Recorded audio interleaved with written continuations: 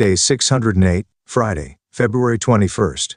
Ezekiel 4, Ezekiel 4, 1-17. You also, son of man, take a clay tablet and lay it before you, and portray on it a city Jerusalem. Lay siege against it, build a siege wall against it, and heap up a mound against it, set camps against it also, and place battering rams against it all around.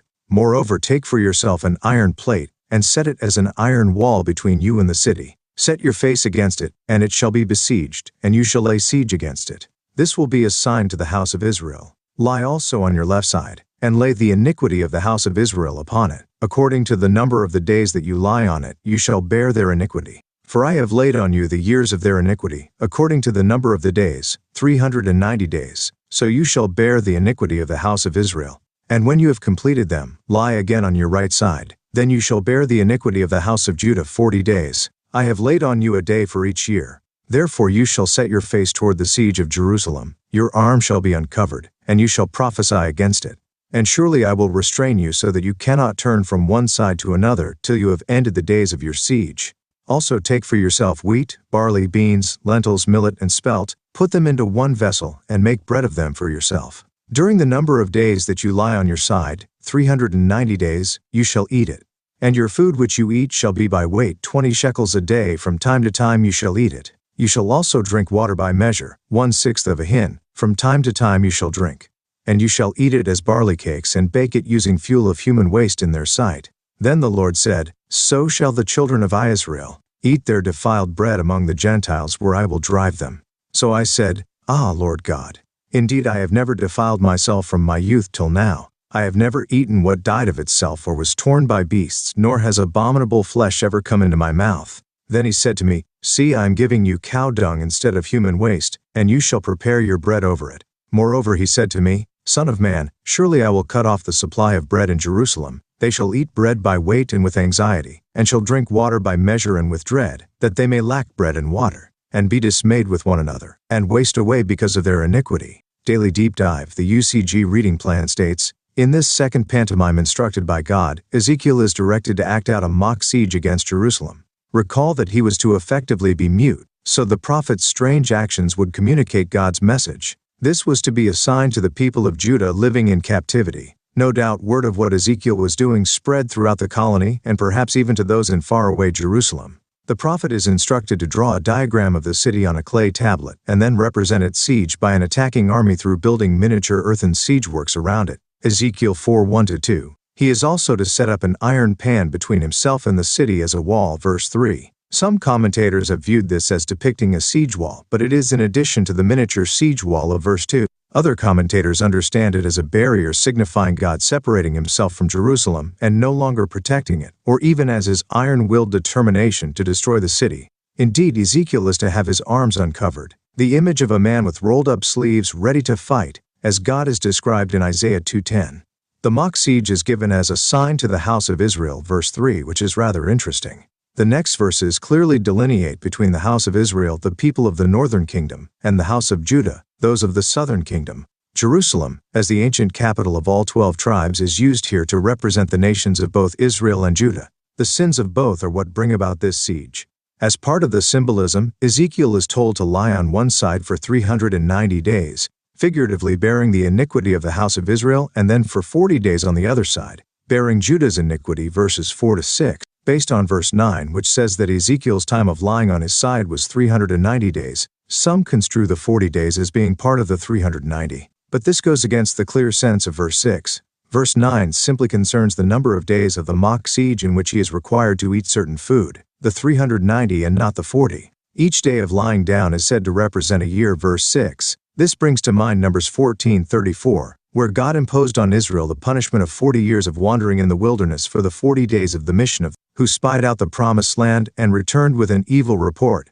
Interestingly too, the figures of 390 and 40 add up to 430 years, a significant time span in Israel's history, this being the length of time from God's covenant with Abraham to the Exodus. See Exodus 12:41, Galatians 3:17. The meaning of the 390 and 40 years is not entirely clear. There are numerous difficulties here. For instance, we aren't told when the count of years begins or ends in either case. And it is not clear whether we should count backwards or forwards. Notice verse 5 in the New King James Version. For I have laid on you the years of their iniquity. This seems to imply a count backwards of 390 years of past sin, which strangely, if we started with the time this prophecy was given in 593 BC, would land us late in the reign of King David.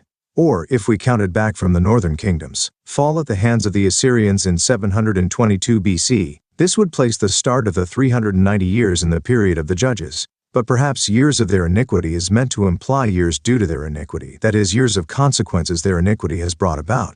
The Expositor's Bible Commentary states in a footnote on verse 4, the term aeon awan sin has three basic meanings: I, iniquity; 2, guilt of iniquity; 3, the punishment for iniquity. Here the context reflects the second meaning, though the third meaning can be equally argued. Indeed, in place of the word iniquity, the Tanakh and NRSV have punishment. This changes the meaning entirely, as it would indicate that the 390 years are a period not of past sin but of coming judgment. The count would be forward and not backward, counting 390 years forward from the fall of the northern kingdom in 722 BC. Interestingly, brings us to 332 BC, the year that Alexander the Great defeated the Persian forces of Darius III at the Battle of Issus. It has been suggested the northern tribes were basically confined through the remainder of the Assyrian Empire, the entire Babylonian Empire, and the duration of the Medo-Persian Empire, finally gaining their freedom with the overthrow of the Persians by Alexander. Perhaps that is so for any Israelites who had remained in the vicinity of northern Assyria. However, it should be mentioned that the Israelite Scythians helped to defeat Assyria, and that many of them had migrated away to freedom even before. Certainly a great multitude became free with the onset of the Babylonian period, though a significant number of them were later made to submit to Persian rule. Still, it was the Scythian Massagetae, most likely Israelites, ranging free on the Asian steppes west of the Caspian Sea, who killed the Persian Emperor Cyrus the Great when he tried to conquer them. It should also be mentioned that there were still Israelites dwelling under the dominion of Alexander and then of his successors, the Seleucids. These would gain their independence the next century as the Parthians. As for the 40 years for Judah, this too is uncertain. Some scholars contend that it should be counted backwards, understanding the period to extend from the time of the renewal of the covenant by Josiah in 622 BC until the year 582 BC, which was the time that the remainder of the Jews were transported to Babylon. See Jeremiah 2:30. But why would a period of sin be counted from the renewal of the covenant? Some view the 40 years as the period of terrible sin during the Jewish king Manasseh's reign prior to his repentance, the time of Judah's greatest evil, for which God proclaimed destruction on the nation and its capital, 2 Kings 21:10-15, 2 King. On the other hand, counting forward, viewing the 40 years as a period of coming judgment, it is conceivable that the time intended is that from the fall of Jerusalem in 586 BC to 546 BC, the year Cyrus the Great secured the Western Persian Empire through the conquest of Lydia, effectively making him more powerful than the Babylonians. He returned east the same year. Over the next 7 years, he would encroach on Babylonian territory, finally invading Babylon in 539 BC, and there are yet other possibilities. A number of scholars point out that Ezekiel's prophecy is dated from the captivity of Jeconiah in 597 BC, and argue that this should be the starting point for counting forward, noting also that the full 430 years should be counted, thus ending with 167 BC, the time of the Jewish Maccabean revolt against the Seleucid Greeks. Counting from the time the prophetic message was portrayed, 593 BC, would bring us to 164 to 163 BC. When the Maccabean revolt had proven successful. Counting 390 years forward from 593 would bring us to 203 to 202, the time the Parthians were gaining independence from the Seleucids, and then it is 40 years beyond that brings us to Judah's push for independence from the Seleucids. Consider in this light that the Seleucids were essentially the successors of Assyria and Babylon, and that the years would, in this case, signify the times of emergence from their oppression, as the 430 years in Exodus marked the end of oppression and slavery. Of course, this is all assuming that the years in question refer to ancient history. Perhaps they have some end-time application. Consider the siege Ezekiel portrays. It is against Jerusalem, and yet it is a sign to both Israel and Judah. Surely this was not meant to be understood in Ezekiel's day, as the northern tribes did not then get the message. Moreover, the siege Ezekiel conducts lasts 430 days, about a year and 2 months. But the Babylonian siege of Jerusalem in ancient times lasted for around 2.5 years. In Ezekiel 4:8, God says he would restrain, literally, place ropes on the prophet to make him unable to turn and switch sides during the acting out of the siege. How then was Ezekiel able to cook his food, as we next see him instructed, while lying down? The situation was the same as that with Ezekiel's muteness. He wasn't required to be on his side 24 hours a day. He prepared meals and, as we see in chapter 8, he was sitting in his house less than a year and 2 months later, apparently while the mock siege was still going on. Compare Ezekiel 1:1-2, Ezekiel 3:1516, Ezekiel 8:1. The wording in Ezekiel 4:8 simply means that whenever he lay down, God made sure he was only on the correct side for the specified group of days. God then tells Ezekiel what he is to eat for the next 390 days, a mixed grain bread, verse 9. God first told him to bake it in a defiled way, cooking it over dried human waste, in order to symbolize the defiled state of Israel and Judah, verses 12-14.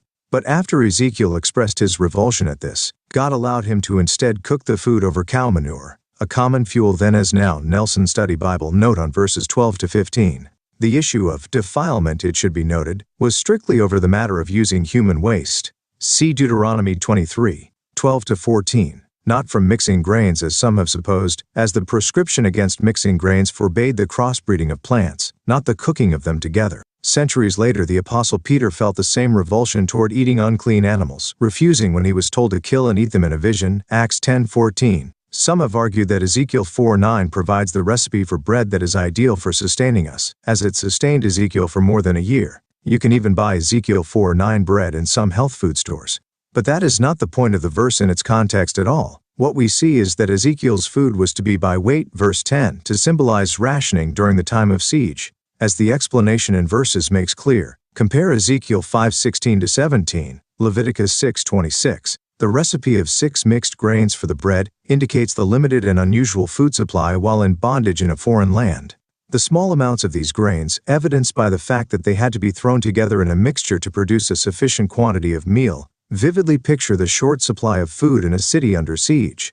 Because a city under siege was cut off from outside supplies, the people had to ration their food and water.